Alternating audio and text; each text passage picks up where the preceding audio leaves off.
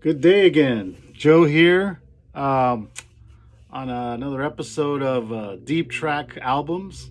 Obscure stuff that, had maybe like a one song on the radio, and then maybe another band further down the years covered it, got big, and a lot of people thought, oh, I love that song by so and so band. Turns out, turns out that it's from a really old band that had done it years before, kind of hit it, but fell into the cracks. Fell between the cracks, became obscure. Band didn't do much.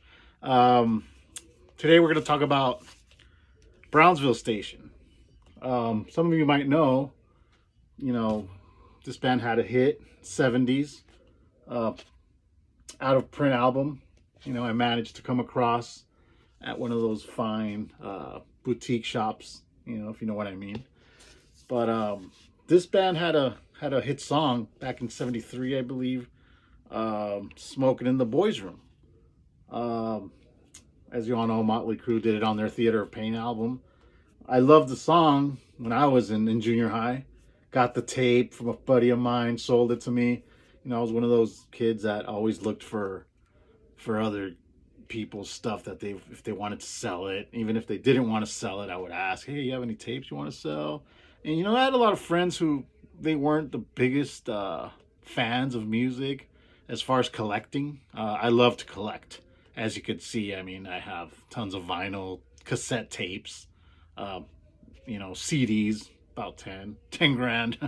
But yeah, this song, when you listen to the original track, very different, has that rock and roll feel, bluesy.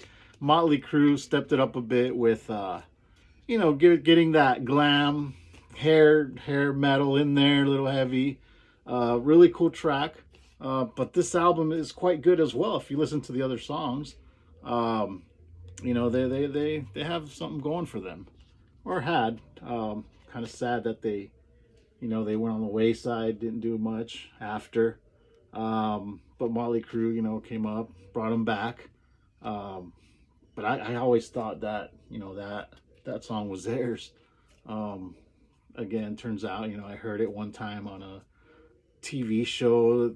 I heard the song. Oh, that sounds familiar. It doesn't sound like it's a new version. You know, Looked for the tape, couldn't find it. Looked for the album, of course, couldn't find it. But came across it. Treasure hunting. Love to do that. I love doing that because you come across stuff that you might be looking for at the time, stuff that you might not be looking for when you come across it, which I've done a lot. And you spend a few hours in there sometimes, just looking, browsing, but then you come across. I used to do a lot of, come across something, put it on hold. Sometimes wouldn't put it on hold. I'll come back for this one later. Would come back, gone, and stuff that was out of print. And you can get it maybe, but you're gonna pay a hefty price. So don't do that, people. If you see something that is obscure, it's hard to get, just get it.